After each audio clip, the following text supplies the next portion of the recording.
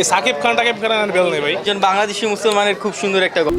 বাংলাদেশি মুসলমান মনে রাখো। কম সিনেমা দেখে মুখ খুলে একই বললেন মিডিয়ার সামনে তাসনিয়া ফারিন।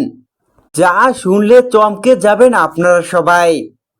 বিস্তারিত সম্পূর্ণ জানতে হলে ভিডিওটি না টেনে দেখতে থাকুন শেষ পর্যন্ত।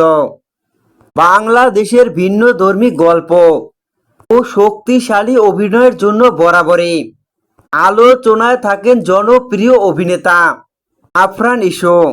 এবার ঈদে বড় পর্দায় দাপট দেখাচ্ছে আফরান ইসুর দম।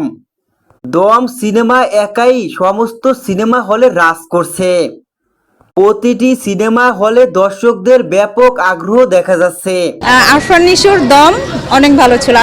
দম সিনেমাকে ঘিরে যেন তাদের আগ্রহের শেষ নেই।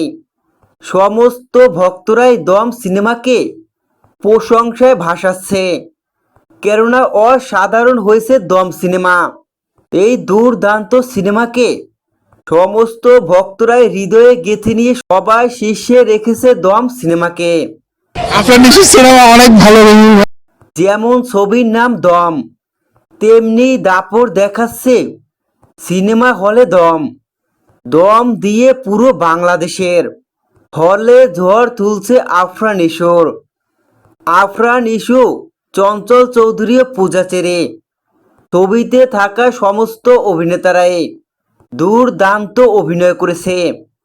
কিন্তু সমস্ত ভক্তের মনে ছুঁয়ে গেছে আফরান ইসুর অভিনয়। এর সাথে চঞ্চল চৌধুরীর অভিনয়ও সমস্ত ভক্তের দুর্দান্ত লেগেছে। এক কথায় বলা যায় ভক্তরা দম সিনেমাকে নিয়ে সমস্ত ভক্তের মনে আগ্রহ তুঙ্গে। কিন্তু নিশো যে বছর একটা মুভি করে, একটা মুভিতে একদম পুরা সারা বছর কামাই দিতে পারে। এই সাকিব খান বেল নেই ভাই। মুসলমান কা বাচ্চা আমি মরতেছি না। তাই তো সমস্ত ভক্তদের পছন্দের তালিকায় শীর্ষে থাকা দম সিনেমা। দেখা যায় অবশেষে তাসনিয়া ফারিন সিনেমা হলে এসে দম সিনেমা দেখে মিডিয়ার সামনে দম সিনেমাকে প্রশংসায় ভাসান। যেখানে তাসনিয়া ফারিন গণমাধ্যমের সামনে বলেন দম সিনেমা দুর্দান্ত একটি সিনেমা। এক কথা বলা যায় সমস্ত ভক্তের মন ছুঁয়ে গেছে। ব্যতিক্রমী এই সিনেমাটি দুর্দান্ত হয়েছে।